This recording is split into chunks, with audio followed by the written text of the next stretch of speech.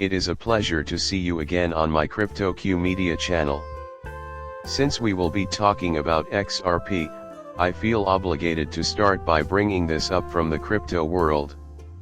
Attention, Barbie, rapid distribution of stablecoin gold is being expedited by the World Gold Council and Ripple partner BIS. They go on to say that XRP is backed by gold, even though I've always said that it doesn't need any backing. Gold-backed tokens help stabilize the value of digital currency by linking it to real gold reserves. One method Ripple's XRP lowers expenses is by reducing bank-held reserves in international transactions. There are those who think a gold pig would make XRP more liquid, and those who think the exact reverse. Leading groups, like the World Gold Council, are spearheading this effort to reintroduce stable coinage made of gold. It further establishes gold as a Tier 1 asset in accordance with Basel III standards and aims to stabilize digital assets by linking them to physical reserves. This is the way you ought to think about it. It is highly likely that XRP will achieve Tier 2 status if it is regarded as digital gold by institutions. A fixed price for XRP might be decided upon by the International Monetary Fund, the Bank for International Settlements, and possibly others. This affects your view of XRP and disproves my earlier assertions that it will transmit an infinite amount of value over the XRP ledger. According to Black Swan capitalists, this is the way to get XRP to 1000. Moreover, this does make sense. I am interested in following the progress of this. There's still some time to go. Ripple and Stellar, two of the most popular reserve currencies in the world, are spearheading a public-private cooperation that departed from the BIS's previously announced Project Agora. The goal is to develop a new payment system that can integrate with commercial banks. Numerous central banks and the world's top 5 reserve currencies are part of the effort. Because of their exceptional capabilities in facilitating international money transfers, the BIS chose XRP and XLM. In addition, XDC will be important once the digital trade infrastructure is up and running. Even if Enbridge is considering terminating one of its longest-running CBDC projects, the best white papers consistently suggest Stellar, BIS and Ripple as potential substitutes. What follows could have far-reaching consequences. The reasons behind Enbridge's closure aren't what you might think, even if it's merely CBDC in MVP stage. People are against integrating CBDCs not because they don't want or support CBDCs, but because cross-border capabilities and solutions could make current geopolitical issues worse. Carstens made it plain in August that their ties to Enbridge and BRICS would prevent them from helping sanctioned regimes like Iran and Russia. There are a lot of geopolitical worries, even though the framework is there. I don't care what Enbridge says, I believe a real shake-up in international money transfers is on the horizon. BRICS have been a popular topic of discussion in this field for the last several years. Imagine a world where the BRICS countries South Korea, China, Russia, and the BIS could keep using RippleNet and XRP independently of Ripple, even if the BIS were to shut down Enbridge. Regardless of the situation regarding sanctions. After Enbridge goes out of business, will XRP and the XRP ledger be usable directly by BRICS? If that's the case, it might be the way things are going. Jim Rickards says that blockchain, an old but established technology, will be the new financial systems building blocks.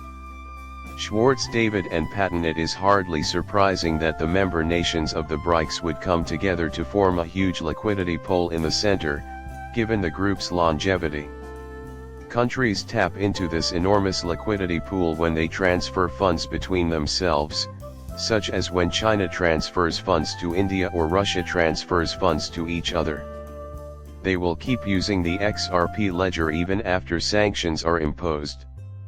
I've stated it before and I'll say it again, ISO is still valuable, and XRP should benefit much from the widespread move to it.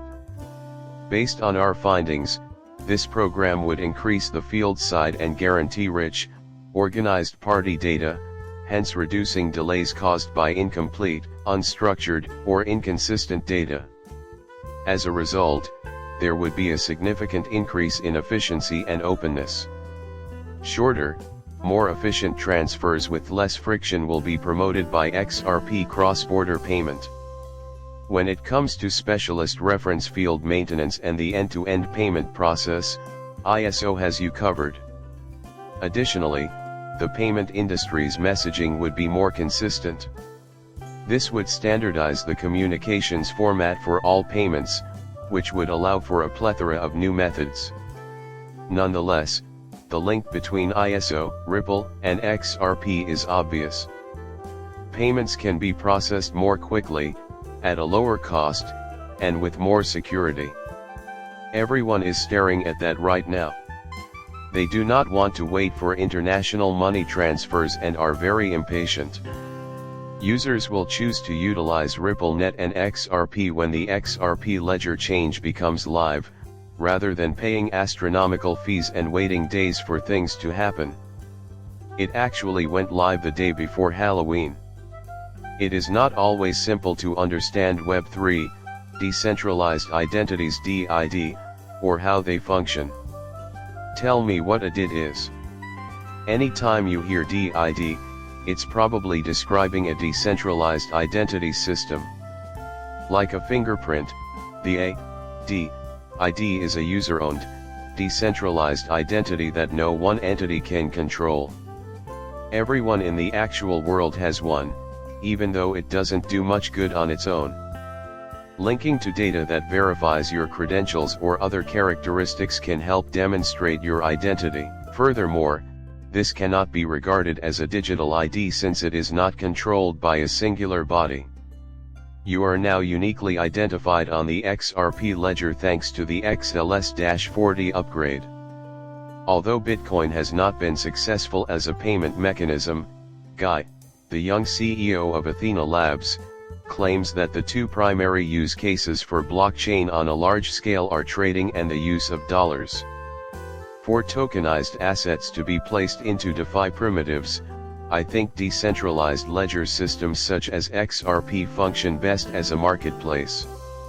Even the claim that Bitcoin may be a store of value is starting to fade, since gold is looking like a better investment than Bitcoin again.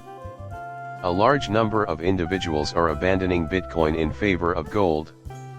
Having said that, it is sincere. The XRP ledger will be prepared after R, L, U, S, and D start functioning and tokenization starts to gain momentum. An unparalleled spike in value is about to occur on the XRP ledger. Because it will be trading at such a high value, XRP cannot be sold at a cheap price. To accomplish it, a slightly higher price is necessary. Appreciating my video is a privilege.